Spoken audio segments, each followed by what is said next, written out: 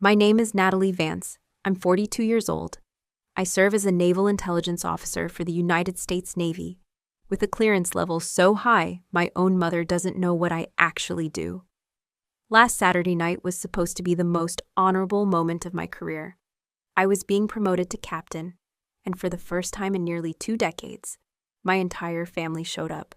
My mother flew in from Montana. My Aunt Beth, who never leaves her lake house, wore pearls for the first time since my father's funeral. And even my brother, Christopher Vance, a field agent with the Navy Criminal Investigative Service, stood in the back, stone-faced and quiet. I should have known something was wrong when he smiled at me. The event took place at a private hall in Annapolis. Uniforms, medals, champagne flutes. The room glistened with tradition. People I had served with across continents raised their glasses. My commanding officer said kind things about my discretion, my loyalty, my 15 years of flawless service under classified directives. I didn't like speeches, but I smiled anyway, because it was almost over. Just as I stepped forward to accept the ceremonial insignia box, something I had waited half a lifetime to receive, Christopher walked onto the platform without being called. He didn't raise his voice. He simply looked at the crowd and said, "Stop this ceremony, she's a fraud." Gasps followed. I heard glasses rattle. A woman in the audience mumbled, "What is he doing?" And then, as if on cue, Christopher pulled out his badge and a pair of silver handcuffs. He turned to me. "Lieutenant Commander Natalie Jane Vance," he said, voice sharp.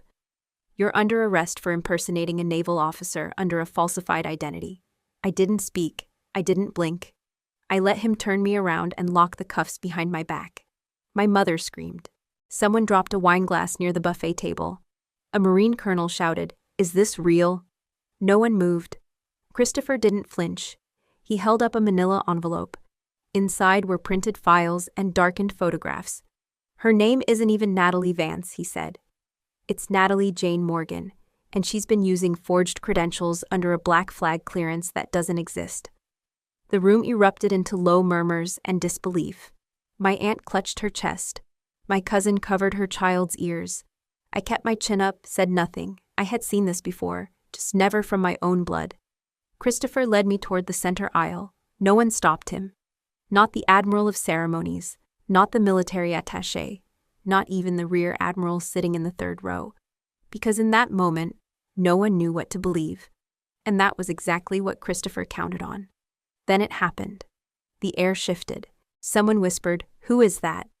At the far end of the ballroom, the double doors creaked open, and a man stepped in. No uniform, no medals, just a gray suit and a presence that silenced everything. He walked with a limp, but he didn't use a cane.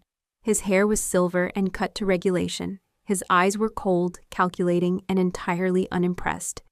My brother's hands froze. The man approached slowly, measured, and stopped only inches from us. He looked directly at Christopher. Then, with a voice as heavy as a gavel, he said 6 words. "Get your hands off my wife." The room fell into dead silence. My brother's face turned from smug control to confusion to raw terror. It took him a full 3 seconds to process the sentence. He looked at me, looked at the man. "Your wife?" he stuttered. The man nodded. "I am Fleet Admiral Raymond Vance, former commander of the United States Pacific Fleet. And this woman is not only who she says she is, she's done more for this country than you'll ever be allowed to know." Someone dropped their phone. A woman gasped. The medal presenter sat back in her chair like she'd been shot. Raymond stepped forward, unclipped the cuffs from my wrists, and handed them calmly back to Christopher. "And if you ever lay a hand on her again, not even your badge will save you from what follows." My brother took a step back. I didn't speak. I didn't need to. Because every question that once filled the room now had a different tone. How could I be married to a 5-star admiral? Why didn't anyone know? Was everything Christopher said a lie? Or worse, a half-truth? Raymond wrapped his hand around mine. My fingers were cold. I hadn't even realized they were shaking. He turned to the crowd. "Ladies and gentlemen, if this ceremony is over, then I suggest we begin the hearing." He led me out. No more words were spoken. But as I walked past the rows of friends, family, and decorated strangers, I realized something more dangerous than betrayal had taken place. Someone had used truth as a weapon. And now, it was my turn to decide if I'd use silence as my armor, because the people in that room, they weren't just witnesses. They were the first to ever see the real me, and they had no idea what that would cost. They used to say I was born in Christopher's shadow. Even the photos proved it. In every family picture, he was in the center, chin up, uniform ironed, medals earned from high school ROTC programs. I was the blur on the side, the one with scraped knees, a book in my hands, and eyes that never looked into the lens. Growing up in a military family meant expectations came standard: order, excellence, discipline. But in our house, they all came prepackaged with one unspoken rule: be like Christopher. My mother never said it with malice. She would fold laundry and casually say, "Your brother always cleaned his boots before inspection," or "Christopher's drill sergeant said he had command potential," or the one I heard most often, "Maybe if you smiled more, people wouldn't think you're so distant." Distant. That was her polite way of saying strange, but I wasn't strange. I was just quiet. I noticed things. I asked questions. I listened more than I spoke. I had a gift for patterns, numbers, strategies, codes. When other kids were playing kickball, I was studying military flight formations and trying to solve encrypted puzzles from Dad's old training manuals. But in a world that worshipped charisma and noise, silence was often mistaken for weakness. Christopher, he was textbook perfection. Quarterback, honor student, prom king. He even volunteered to help fold flags at veterans' funerals. By age 16, he had already declared he'd become a Navy officer and make the family proud. By 17, he was accepted into the Naval Academy. At dinner tables, he led conversations. I washed dishes. At church, people shook his hand. I stood behind my mother. He was the one who would go far. I was the daughter who read too much. I remember once, in 8th grade, I broke a state math record. I brought home the certificate, beaming for the first time in weeks. My mother looked up, nodded, and said, "That's nice, sweetie. Did you hear? Christopher made captain of the debate team," and that was that. It wasn't that I hated him. I didn't. But somewhere between childhood and adolescence, admiration had curdled into something colder. He started talking down to me. When I'd mention a new tactic I read in a counterinsurgency manual, he'd smirk. "Reading about war and living it aren't the same, Natalie." At 16, he caught me practicing rifle assembly in the garage. He shook his head and laughed. "Leave that to people who actually pass the physical." I said nothing. I always said nothing. Because I had already learned. Arguing with Christopher was like punching a mirror. All it did was leave you with shards of yourself. My father passed away before I turned 18. Lung cancer. Decades of service couldn't protect him from what the war left behind. At his funeral, Christopher delivered a flawless eulogy. I stood beside the casket and didn't shed a tear, not because I wasn't grieving, but because the grief had nowhere to go. Afterward, I found my mother sitting alone. She looked up at me and said, "Your brother made your father proud today." And just like that, she buried 2 men in the same breath. I enlisted quietly, no celebration, no send-off. I forged my own path, applied for intelligence, qualified top 3 in my class. But when the acceptance letter came, I didn't tell anyone, not Christopher, not my mother, not even myself, really. Because part of me still believed what they all did, that I was just the girl in the corner, a shadow, a ghost. And ghosts don't get parades. They just learn to walk through walls, silently, unseen. And sometimes, that's the only way they survive. I didn't tell anyone I had enlisted until the day I shipped out. Not my mother, not Christopher, not even my best friend from school. I packed light, just one duffel bag, a notebook, and a second-hand copy of The Art of War. The only time my phone rang that week was from a recruiter double-checking my departure time. Boot camp didn't scare me. Silence had already taught me discipline. Rejection had already taught me resilience. And being invisible in my own house had already taught me how to disappear in plain sight. By the 3rd week, I was flagged for a separate interview. They didn't say why, only that I had scored high in abstract logic, advanced coding, foreign language aptitude, and firearms simulation. They moved me to a separate compound. 6 months later, I was accepted into naval intelligence. No ceremony, No photographs. I signed a document that legally erased my presence from half the systems that track military personnel. From that point on, I belonged to the shadows. I had 4 different operational identities, 3 temporary passports, and not a single social media profile to speak of. I have 4 names, I once told a fellow agent, 3 fake nationalities, and 0 birthday parties since 2009. He thought I was joking, but I wasn't. Over the years, I served in 12 countries, 5 continents, everything from data surveillance to tactical recovery to weapons procurement. But the job that stuck with me, the one that still plays in my mind like a slow burn film, was in Lagos, Nigeria. A cargo ship had been hijacked off the coast. 5 hostages, 3 armed pirates. One demand, release our men or they die. We didn't negotiate. I was deployed on a coastal response team. From the deck of a low-profile naval vessel, I was positioned behind a scope, breathing through my diaphragm, counting the seconds between each wave as it slapped against the hull. From that distance, the human face becomes a pattern, a moving shadow behind shattered windows and flickering lights. You don't see emotions, you calculate trajectories. One pirate held a child to the window. I waited. The child blinked. The man moved his hand, and I pulled the trigger. 1 shot. Center mass. The hostage ran. We breached. I recovered the hard drive the pirates were trying to extract.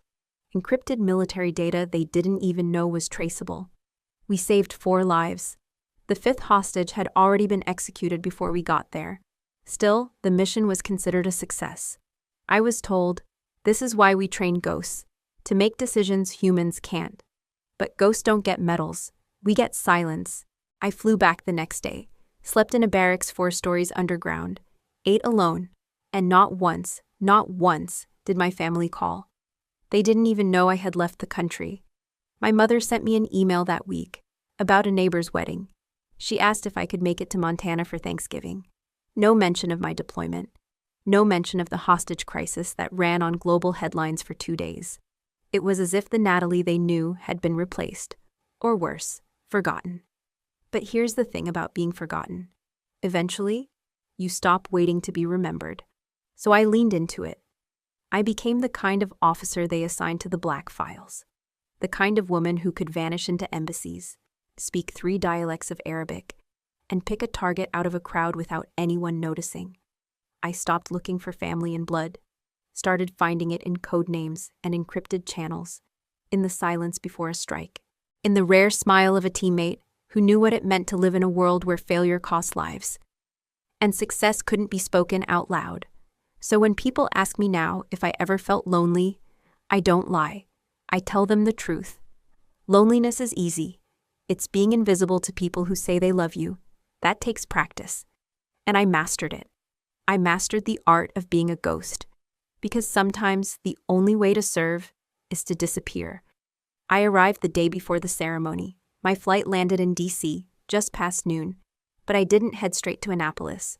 I sat in the rental car for nearly 30 minutes at a rest stop just off Route 50, trying to remember how to walk back into a house that had never felt like home. My mother's voice was the first to greet me. "There she is," she said, as if I'd stepped out for milk and not returned for 2 years. She pulled me in for a hug. It was brief, one-armed, and smelled faintly of cinnamon and Vicks. Her hair was grayer than I remembered. Or maybe I'd just never looked closely before. The house was cleaner than it used to be. Sterile, like it had been scrubbed of memories. The dining room table was already set for 8. Polished silverware, folded napkins, a roast in the oven. Even Christopher was there, early, standing by the window, scrolling on his phone. He didn't look up when I entered. Didn't speak, either. "Still on that Navy schedule, huh?" my mother joked. "Always on time," I smiled. Small, controlled. No one asked about my flight, or my job. No one mentioned the promotion ceremony scheduled for the next evening. Instead, my Aunt Beth pointed at my left hand and said, "Still no ring?" My mother chimed in without missing a beat. "You're not getting any younger, Nat. You know that, right?" I said nothing. Took a sip of water. The glass was chipped. Christopher finally glanced my way. His smile was thin and tight. "Still working overseas?" he asked. "Here and there," I answered. You know, he said, lowering his voice slightly, some people think it's odd you're never in one place long enough to be on record. I met his eyes. Some people live on record, others live in service. He didn't reply. The tension settled like dust. Mom broke it with her classic fallback. You two used to be so close. Remember when you taught her how to tie a square knot, Chris? Christopher didn't laugh. Neither did I. Dinner was mechanical. Roast, mashed potatoes, green beans, and a side of thinly veiled questions. So, are you seeing anyone? Where do you live now? What exactly do you do again? I gave vague answers. Polite, non-specific. I'd learned years ago that the more details you give to people who've already decided what to believe about you, the more ammunition you hand them. Still no kids, huh? My cousin asked over dessert. Just the world's secrets, I replied. Only the dog looked genuinely happy to see me. A golden retriever named Maxwell who curled up by my feet and refused to move for the rest of the night. He was old, slow, and partially deaf, but somehow still more intuitive than everyone else in the room. At one point, Christopher stood and went to the garage. He was gone for almost 20 minutes. When he came back, his shirt was slightly damp at the collar. Everything okay? I asked. Just getting the wine, he replied. But his eyes didn't match the answer. There was something behind them, quiet, restrained, but simmering. Like a man who'd rehearsed a speech too many times, but wasn't sure when to deliver it. Later that evening, as I helped my mother pack away dishes, she said, You know, I never thought you'd be the one still alone at 40. I kept my back to her. Maybe I'm not as alone as you think, she sighed. You always were good at keeping secrets. It's not a compliment, Nat. I wanted to tell her that the man I married knew me in ways no one else ever had, that his absence was by design, that protecting me meant staying invisible, but I didn't. Because in that house, truth was just another foreign language. That night, as I lay in the old guest room, same quilt, same peeling posters on the wall, I stared at the ceiling and thought, there's something off. He knows something. He's planning something. I wasn't wrong, but I had no idea just how far he'd already gone. After dinner, the house grew quiet in that specific way families do when they run out of small talk and just wait for each other to leave. My mother retreated to her crossword puzzles. Aunt Beth watched a rerun of Jeopardy with the volume too low. The cousins disappeared into the guest room, giggling about something on a phone screen. That's when Christopher appeared in the hallway with 2 glasses in hand. Come on, he said. Let's have a drink. Just you and me. We walked out onto the back porch. The November air was sharp, but not bitter. He handed me a glass of bourbon, neat. Same way Dad used to drink it. The porch hadn't changed. Same splintered railing. Same wind chime that hadn't worked properly in years. Even the outdoor light buzzed with that faint hum, like a memory trying to resurface. He leaned against the post. I stayed standing. You ever miss it? He asked. Being home? Depends on the day, I said. He chuckled. A dry, rehearsed sound. We sipped in silence. Then, with that same too casual tone he used to use when he caught me sneaking cookies at night, he said, You know, I've been meaning to ask you something. I didn't answer. I knew that tone too well.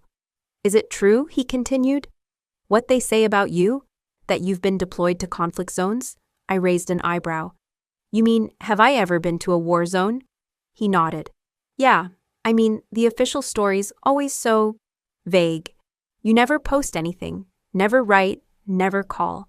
Sometimes it feels like you don't even exist. I sipped the bourbon slowly. Maybe that's the point, I said. He smirked, but there was no humor behind it. So, boots on ground? Or were you just sitting in some air-conditioned base, writing reports? I didn't blink, didn't flinch, just looked at him. Silence. He waited for an answer that never came. I had learned long ago that when someone asks a question that isn't really a question, it's a challenge, the best answer is none at all. Christopher took another sip, then stared out into the darkness. You know, he said, I've seen a lot in my work. Fraud cases, stolen valor, forged orders. You'd be surprised how many people fake clearance to get ahead. He didn't look at me when he said it. Didn't have to. I set my glass down on the porch rail. Good night, Chris, I said, and walked back inside. I didn't turn to see if he watched me go. Later that night, as the house creaked into sleep, Christopher stood in the garage. He kept the lights off. He held his phone to his ear and spoke in that clipped, official cadence I'd heard him use in courtrooms. "Yes," he said. "It's confirmed. She's here, tomorrow night." He paused. "We'll proceed after the ceremony begins, in front of everyone." Another pause, a breath. "No, she doesn't know," a muffled voice replied on the other end. Christopher's tone shifted, lower, colder. "She thinks she's above it all, that nobody's watching. But I've seen the files, the inconsistencies. I've been building this case for over a year." The voice said something we couldn't hear. "Don't worry," Christopher said. "By this time tomorrow, she won't just be stripped of her rank. She'll be exposed, discredited. And this time, she won't be able to disappear." He ended the call. No smile, no second thoughts. He stared at the wall of the garage, where Dad's old rifle used to hang. Then he reached into a box marked Xmas Lights and pulled out a sealed manila envelope. Inside, photographs, documents, sealed orders, stamped unclassified for review. Outside, the wind picked up. Inside, the plan was already in motion. And I, oblivious, was still upstairs, brushing my teeth, trying to rehearse what I'd say in my speech the next night. The speech I never got to finish, because the man in the garage wasn't just my brother anymore. He was my accuser, and I was already on trial. I'd barely touched my wine when the room shifted. It happened fast, like a wave rolling over a calm shore. 1 second, people were clapping, toasting, laughing. The next, the air turned stiff, like something had cracked just below the surface. Christopher stood up. His uniform, crisp and gleaming, caught the chandelier light in just the right way. It made him look even more decorated than usual. He stepped to the center of the banquet hall and cleared his throat. The mic hadn't even been offered to him, but someone passed it anyway, probably assuming it was a heartfelt toast from a proud older brother. "Ladies and gentlemen," he began, "before this ceremony continues, I have something that must be seen." The audience quieted. Wine glasses paused midair. I sat frozen, my smile half raised. He reached into a slim leather folder and pulled out a set of documents. "This is the real story of Natalie Vance," he said. Or should I say, Natalie Morgan. A wave of murmurs. One of my old instructors coughed. Someone at the next table actually laughed, nervously. Christopher tapped a button on the clicker in his hand. Behind him, the projection screen flickered to life. The first slide, an ID badge, black and white, low resolution. The name, Morgan, N. The photo was of me, but not any photo I'd ever seen. Hair pulled back, no rank visible, no insignia. Eyes like ice. Multiple aliases, Christopher said. Multiple deployments under different names. Her current title, rank, and clearances may not be what they appear. The second slide, a still image from a surveillance feed. It showed me speaking with a man in a crowded market, somewhere in the Middle East. This footage, Christopher continued, was obtained from a source in Naval CID during an internal probe. You'll hear a voice, hers, communicating in Arabic. No translator present. No formal authorization for the operation on file. The video began to play. My voice echoed through the hall. But it wasn't just my voice. It had been edited, stitched together, cut in places that only someone with deep technical skill could manipulate. "Do you have the package? The signal is live. We move at 0200. I'd said those words once, but not together, not in that order, and certainly not in the context they were being used now. Still, there it was, my voice, my image. The audience leaned in, unsure what they were seeing. The doubt hit like poison gas, silent, creeping, choking. Someone whispered, "Is she a spy?" Another murmured, "Was any of it real?" The third slide flashed. A page from a deployment log, heavily redacted. My name, or one version of it, appeared next to a mission that had been classified 5 levels above this room's clearance. "There are gaps in her record," Christopher said. "No chain of command that can be verified. No direct supervisors willing to step forward. Just shadows and silence." My mother turned to me, eyes wide. "Natalie, what is this?" I said nothing. I didn't nod, didn't blink. I just sat there, spine straight, hands folded, face unreadable, because I knew exactly what was happening. And I also knew Anything I said would only feed the fire. I scanned the room. Raymond wasn't there, not yet. Christopher took a step closer to my table. He held up a final page, bold letters across the top. Request for investigation, security breach suspected. I've submitted this to the Pentagon, he said. Tonight is not just a celebration, it's a reckoning. A gasp, then silence. You could hear a spoon hit a plate in the far corner.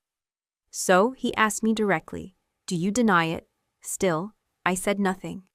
Not because I couldn't, but because I understood something no one else in that room yet did. This wasn't just about me, it was about the system, the silence it demanded, the stories it erased, and most of all, it was about who controlled the narrative. Sometimes, survival isn't about speaking louder. It's about waiting until the right voice speaks for you. And mine was on his way. Christopher took a step back from the projector screen, savoring the silence like a man who thought he'd just won a war. His chest puffed with pride, his voice steady, controlled. I've already informed the Office of Naval Intelligence, he said, and I've contacted 2 news outlets. They're standing by outside, waiting for comment. People started shifting in their seats. Some looked toward the exits. I could feel it, the pull of doubt, the quiet erosion of reputation. It spreads faster than truth ever could. Then, I heard it. Footsteps. Heavy, measured. The kind of walk that didn't ask for attention, it commanded it.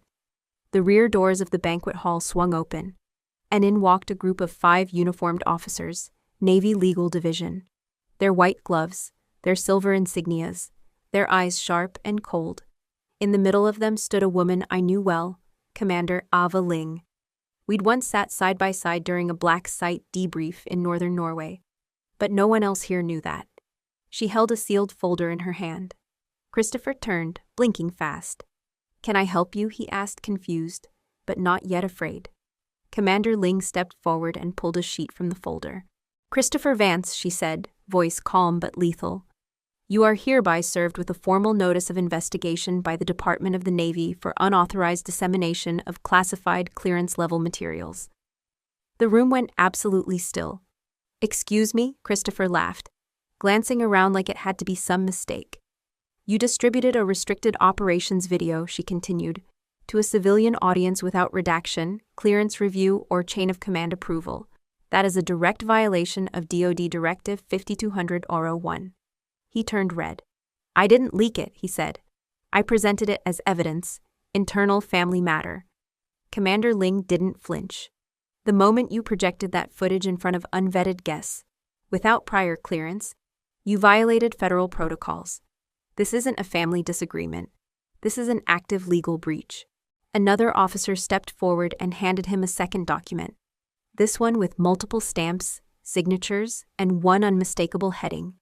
"Notice of Investigation, Navy Intelligence Oversight Board." Christopher looked down at it like it was written in a language he didn't speak. "You can't do this," he said. "I'm the one exposing fraud here. She's the one with multiple identities." Commander Ling raised an eyebrow. "And all of her identities," she said slowly, "are protected under Tier 1 classified operations, validated by a joint agreement between Naval Intelligence and the Office of Counterintelligence Operations. You, however, acted alone." A stunned gasp ran through the crowd. He turned toward our mother. "Mom, you saw the video, right? You saw what she said. That wasn't normal." Mom didn't answer. A few seats down, someone muttered, "This just flipped upside down." And it had. Because suddenly, the room was no longer a courtroom with Christopher as prosecutor. Now he was the one under scrutiny. One by one, the guests who'd just been staring at me now shifted their gaze to him. I didn't move, didn't smile, didn't blink, just kept my eyes locked on his. Quiet, still. He opened his mouth again, probably to protest, but Commander Ling cut him off. "You have the right to file a rebuttal, but from this moment forward, you are under administrative observation. Any further contact with the press will constitute obstruction of inquiry." 2 officers took positions at either side of him, not touching but close enough to signal. "You're not in control anymore." He stared at me across the room, and for the first time in his life, he looked small, cornered, and afraid. I slowly stood, still didn't speak. But in that moment, I could see it in his face. He realized the game he'd started was much bigger than he ever understood.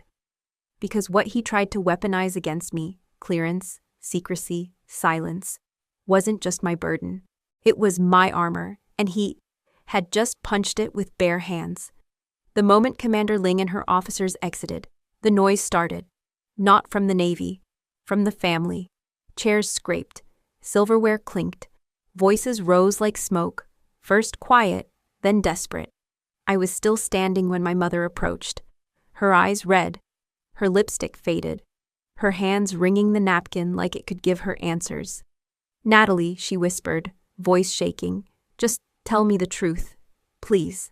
I stayed silent, waiting. "Are you really who you say you are? Or was your brother right? All those years, all those gaps, were they lies?" Her words didn't sting like they should have. They landed more like a bruise you expected. She stepped back, wiping her cheek. "I don't even know what to believe anymore." Then Aunt Beth chimed in, arms folded, judgment already locked in place. "You were always too quiet, Natalie. Always gone. Always somewhere mysterious. It made us all uneasy." She turned to the others at the table, fishing for agreement. "We never asked out loud, but we always wondered, what kind of life is that? No photos, no holidays, no husband. It's unnatural." I felt like I was watching them read a script I didn't audition for. They weren't asking questions. They were rewriting history to fit their comfort. I didn't argue, didn't defend, because none of them wanted clarity. They wanted certainty, and that was never something I could give. So I stepped away, through the hallway, past the portraits I no longer recognized. Outside, snow was falling, quiet and unapologetic. I stood under the porch light, hands bare, breath fogging in front of me. The cold helped. It was clean, honest. And then I heard footsteps behind me. I turned, expecting more accusations. But it was Lucy, my cousin, barely 20, soft-spoken, kind. The only one who'd ever written to me during deployment, even when the letters never came back. She held her coat closed with one arm, the other offering me a steaming mug. "Cocoa," she said. "The real kind." I took it, said nothing. We stood side by side, watching flakes drift down onto the frozen yard. Then she said, "I don't know what happened in there. I don't understand half of what was said, but..." She paused, her voice barely a breath. "I believe you."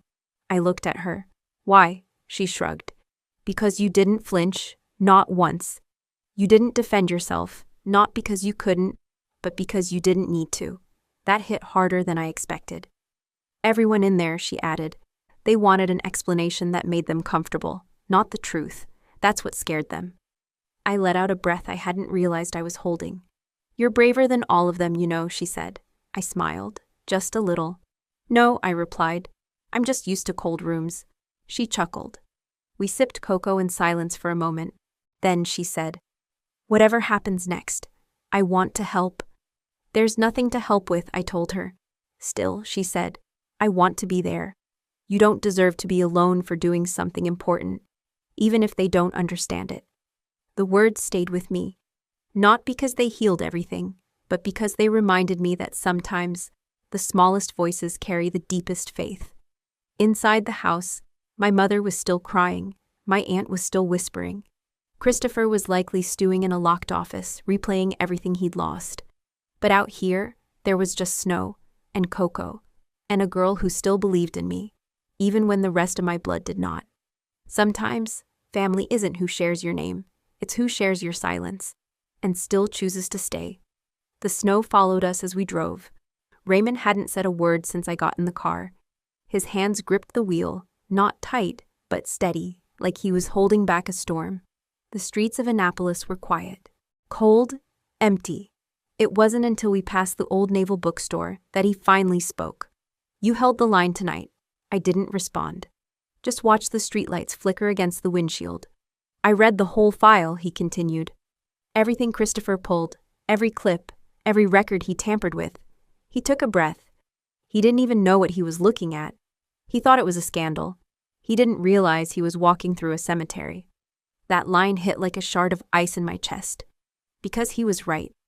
There were 3 names in that file, 3 faces, 3 operatives, and all 3 were dead.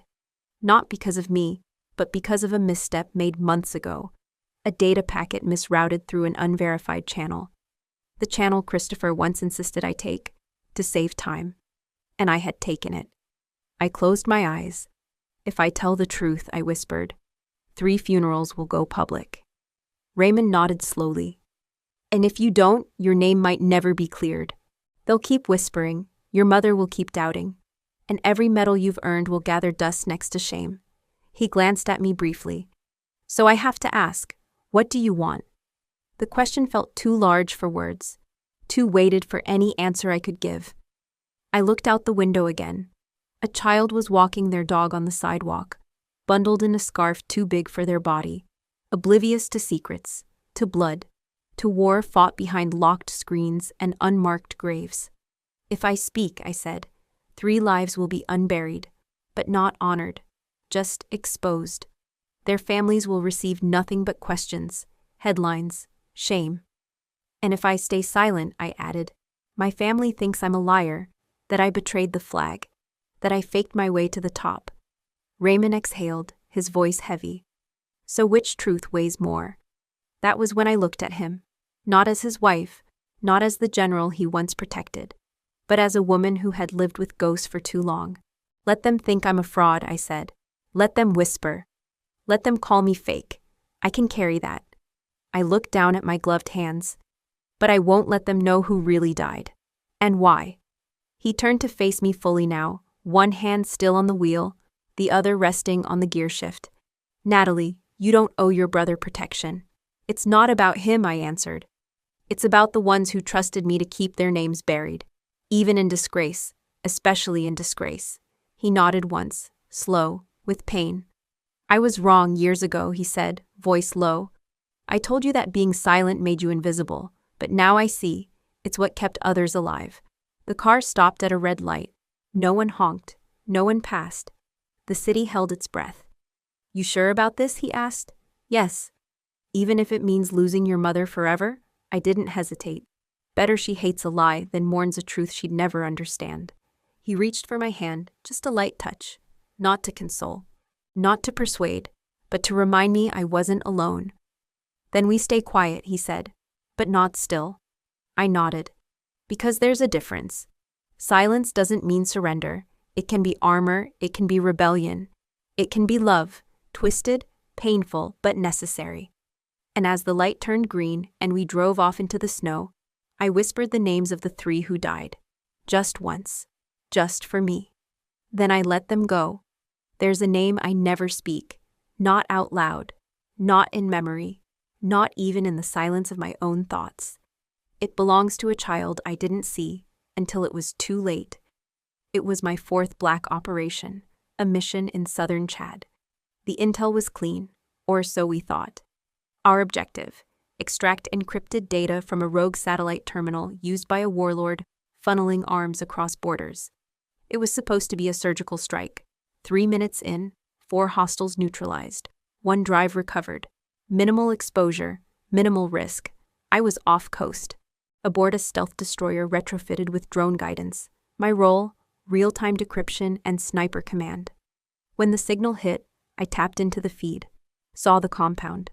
4 heat signatures, consistent with adult male profiles. The drone circled twice. Confirmation came from satellite. I gave the green light. We fired. 2 shots, 1 from the drone, 1 from a coordinated land team. The terminal was destroyed. The drive was recovered. And then came the scream. Not from the radio, not from comms, but from the secondary cam, thermal imaging delay. A child, maybe 7, crawling from under the debris of the rear hut. We hadn't seen him. He wasn't on the heat scan. He'd been sleeping under metal sheets, insulated from detection, and now he was gone. We never put him in the report. He wasn't part of the enemy tally. No one in command said a word, no inquiry, no consequence. Instead, they gave me a commendation, a medal, for rapid fire clearance, for data preservation under hostile terrain. I declined. They called it humility. It wasn't. It was guilt. After that, I requested reassignment. Deep intel only. No weapons, no kill authority, just shadows. I became the person who designed the missions, but never pulled the trigger again. And every time they tried to pin a medal on my chest, I found a reason to avoid the ceremony. Classified deployment. Urgent transfer. Unavailable. Because honors don't feel like honors when they sit on bones. Back in the present, I sat alone in a quiet room, the same briefing room at Norfolk I'd visited dozens of times. Only this time, I brought something with me. A small envelope. Unmarked. Inside, one photo. Of the compound, before the strike. 4 adults, 1 child, all standing outside. It had been taken days before the mission. It wasn't even operational data, just an intercepted photo sent between militia camps.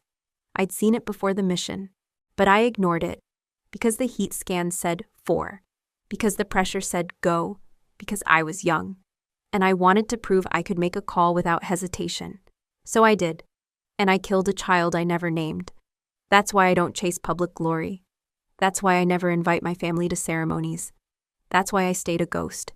Some truths are too heavy for the sunlight, not because they're shameful, but because they carry the kind of weight that no explanation can lighten. Raymond once asked me why I didn't correct my brother when he called me a fraud. Because he's not entirely wrong, I said, just incomplete. I've saved lives since then. I've cracked codes that stopped trucks filled with explosives. I've rerouted airstrikes that would have leveled hospitals, but none of it brings that child back. None of it untells that story, so I carry it, not as a burden, but as balance, because the work I do in shadows is not to hide, it's to protect. And sometimes, protecting truth means burying it so deep no one can ever weaponize it again, especially your own family. It didn't happen in a courtroom made of marble and echo. There were no cameras, no gavel, no jury of peers. It was a military tribunal, private, methodical, and brutal in its restraint. Christopher sat 3 chairs from me, his uniform crisp, his posture still arrogant. But his eyes, they flickered. They always do when he's cornered. The presiding officer, Rear Admiral Skinner, didn't look at him first. He looked at me. Commander Vance, you have the right to remain silent. Are you here to testify or observe? I stood, my voice level. Neither. I'm here to clarify. The room quieted. Clarify what? He asked. I pulled out the file, not thick, just 12 pages, but every page had teeth. Clarify that I'm no longer covering for him. Eyes turned to Christopher. He shifted in his seat, trying to look confused, offended, innocent. But the weight had already shifted. The folder contained redacted comms logs, metadata tracing one encrypted satellite line from my base in Djibouti back to a civilian-registered router in D.C. A router registered under Christopher's home address. A router he'd let a freelance contractor access for data caching tests. The contractor was on contract for a logistics company we'd later discover had indirect ties to a shell entity based out of Beirut. 3 Navy SEALs, Maddox, Hartley, and Lynn, died in an ambush 2 weeks after that test. They were using compromised codes, and I had carried that for 18 months. Did you accuse him of this when it happened? Skinner asked. No, I said. I buried it. Why? Because if the truth came out then, I answered, we would have lost more than just a name. We would have lost trust inside an already fragile operation. And I wasn't sure if it was his fault. Not fully. I looked at Christopher. But I am now, he stood suddenly. Objection, this isn't a courtroom, Skinner interrupted. And you're not a lawyer. Sit. He did, slowly. So why come forward now? Skinner asked me. I paused, then answered honestly. Because my silence isn't protecting anything anymore, and because he weaponized my record to protect his own. I held his gaze. I didn't come here to destroy him. I came here to stop cleaning up his mess. The tribunal deliberated in the adjacent room for 45 minutes. I sat quietly. Christopher fidgeted, cracking the knuckles of his left hand. He always did that when nervous. When the officers returned, the verdict was read flatly. Lieutenant Commander Christopher Vance is hereby relieved of his current assignment, stripped of classified clearance, and suspended without pay pending formal dishonorable discharge proceedings. No handcuffs, No public shaming, just silence. And silence cuts sharper than steel when pride is all a man has left. As the room emptied, Christopher stayed seated. He didn't look at me, didn't speak, until I was almost at the door. You could have stayed quiet, I stopped. I did, for 18 months. He turned to me, eyes red, but not from guilt, from rage. You ruined me. I stepped closer, just enough that only he could hear what I said next. No, I let you walk away when I shouldn't have. This isn't revenge, Christopher. It's recoil. He blinked. Recoil? Actions have consequences. Like gravity.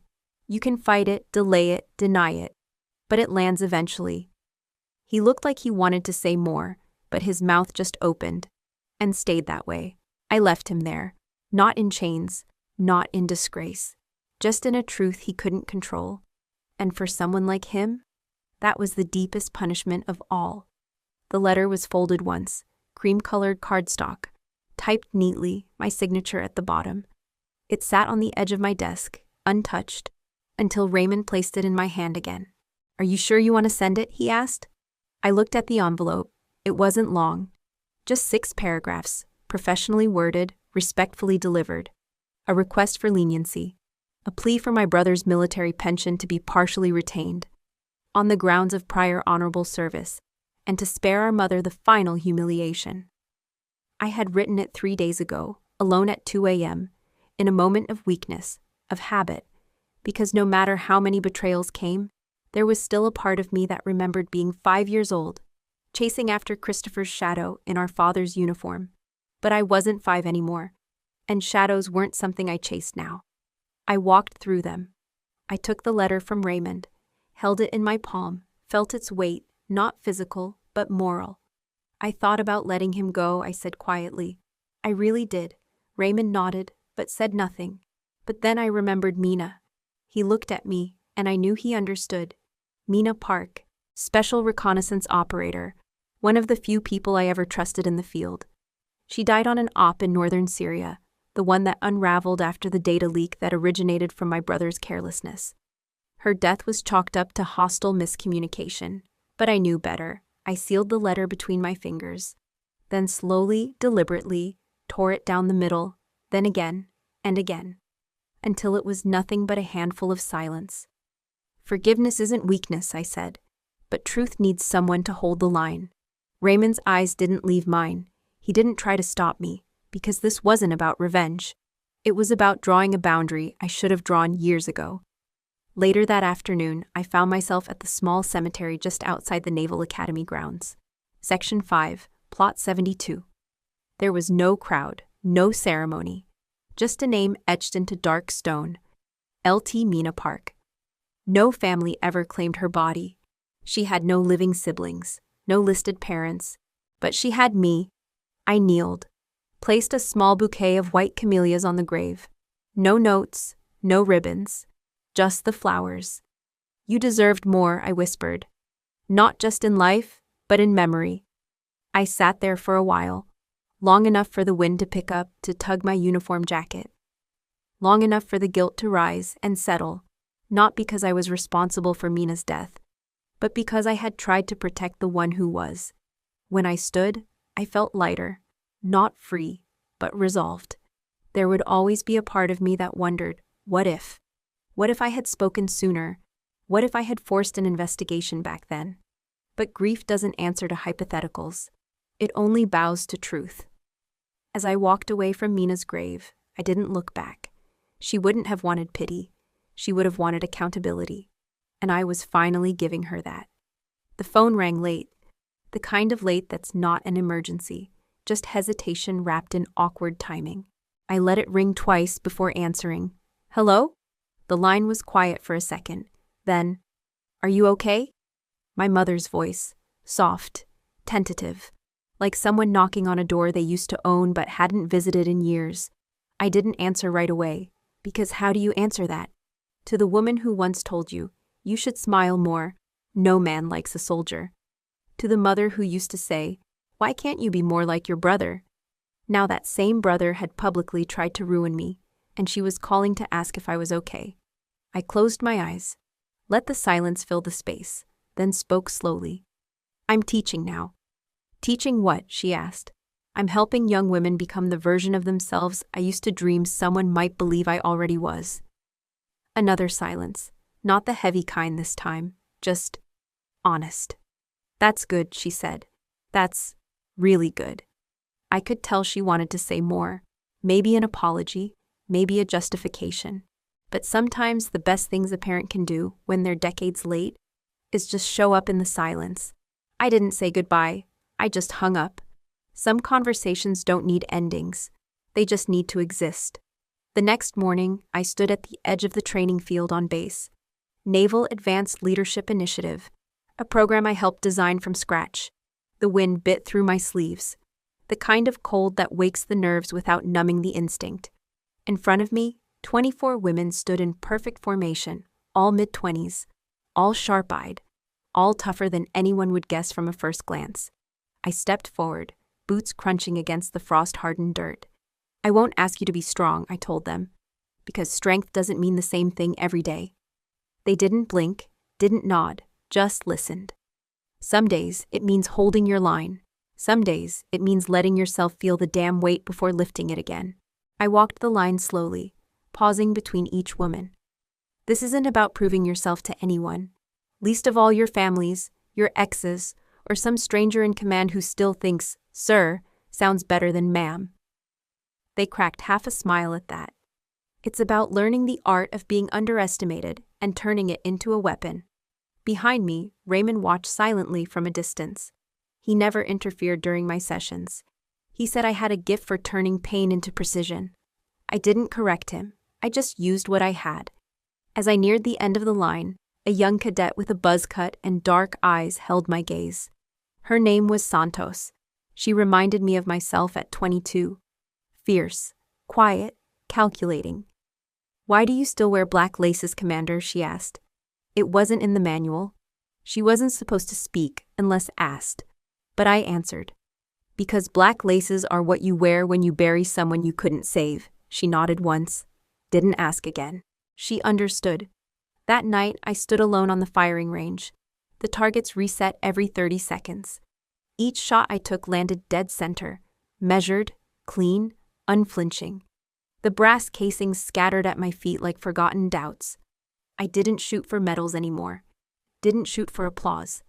I shot to remind myself that even when the world questions your name, you can still find peace in your aim. Closure doesn't always arrive with clarity. Sometimes it just arrives with quiet. And sometimes silence is the cleanest kind of justice. The bench is old, worn at the edges. Its metal bolts rusted from decades of sea air. But it faces the water, and that's all I ever needed. I sat in plain clothes, gray sweater, boot-cut jeans, no medals, no insignia. Just a woman letting the wind tangle her hair. The harbor below was quiet, except for the clink of rigging from the training boats. Young cadets shouting drill calls in the far distance.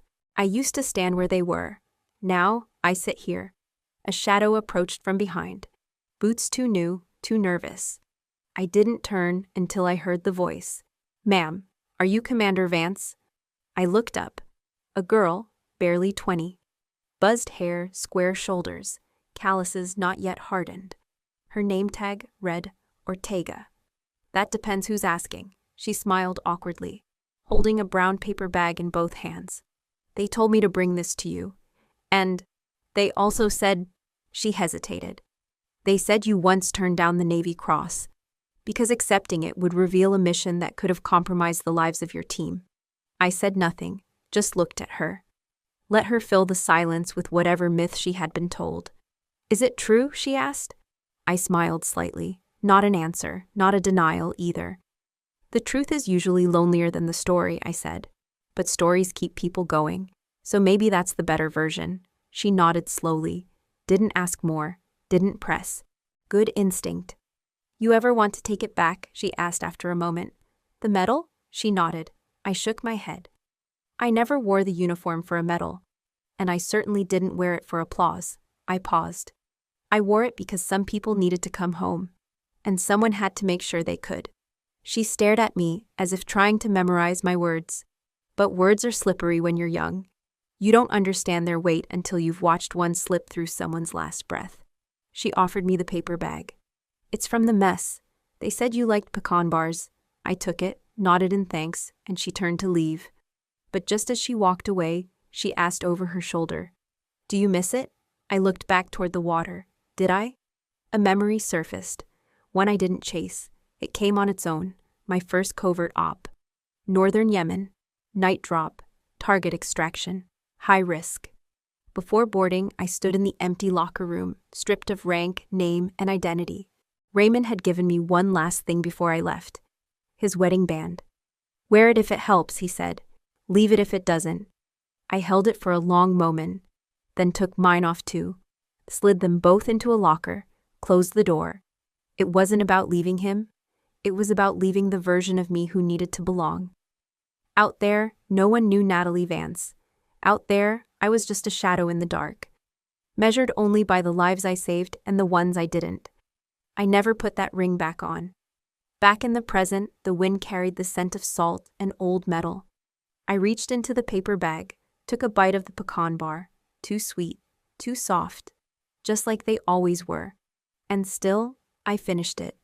Because some legacies aren't about honors or headlines. Sometimes it's a private moment on an old bench, with a recruit who doesn't need to know everything, just enough to believe that honor is still alive in someone. And sometimes, that's more than enough. They say your legacy is written by those who outlive you, but mine?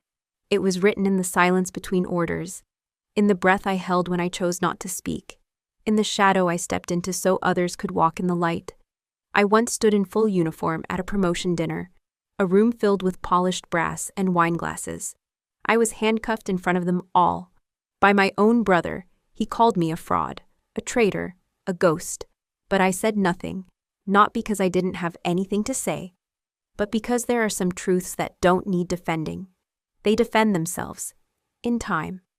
I've learned that silence isn't weakness. Sometimes it's the only strength you have left, especially when the people you thought would protect you are the ones placing the noose. I walked out of that room with my head high, not because the world cleared my name, but because I never wore it for them in the first place. I've been called many things: commander, sniper, spy, wife. But the name that matters most? Teacher. Today I stood at the back of a ceremony, not for me, for them. Dozens of new female officers stood tall in their fresh dress whites, eyes gleaming with a fire the world hadn't tried to dim yet. I didn't stand on stage. I didn't salute. I just watched. And when they tossed their hats into the air, a familiar hand rested gently on my shoulder. Raymond. He didn't say anything. He didn't need to. We had both lost too much to need words now. Behind them, the Navy flag rippled under a gray sky, not in triumph, in quiet endurance. So here I am now, talking to you. Maybe it's late where you are. Maybe you're listening with a warm cup of coffee at sunrise, or curled up under a blanket after a long, weary day. I don't know what brought you here, but I hope something in this story reminded you. You're not alone. We all carry names we no longer speak, memories we hide in back closets of our hearts, mistakes, sacrifices, and the people we couldn't save. If I could choose again, I'd still let him put those cuffs on me. Because there are victories that aren't meant to be seen, only felt. I once refused a medal, because accepting it meant betraying a name I swore I'd never say out loud. I let the myth grow instead. Because in some corners of the world, legends save more lives than facts. There are honors you carry quietly. There are truths you bury, not to forget, but to protect. And sometimes, there are moments when justice doesn't wear a robe or a badge. It wears your silence, your restraint, your choice to let go without letting it break you. I never wore the uniform for them. I wore it for the girl I used to be, the one no one believed in, the one who never got invited to the table but still built her own. And to her, I say this: you were never invisible. You were just waiting for the right moment to show up. On your own terms. Before we say goodbye, we'd love to know, where are you watching from? Is it a quiet morning with sunlight breaking through your blinds? Or a still, lonely night where stories like this keep you company? Tell us in the comments. We read every single one, with gratitude. And if this story touched your heart, please consider subscribing. Not just to hear more stories like mine, but to be part of something bigger. A space that believes in kindness, healing, second chances, and strength that doesn't need to scream to be felt. Thank you for spending your time here today. Wherever you are, whatever you carry, just know this. Sometimes the miracle you need doesn't knock loudly. It waits quietly until you're ready to open the door.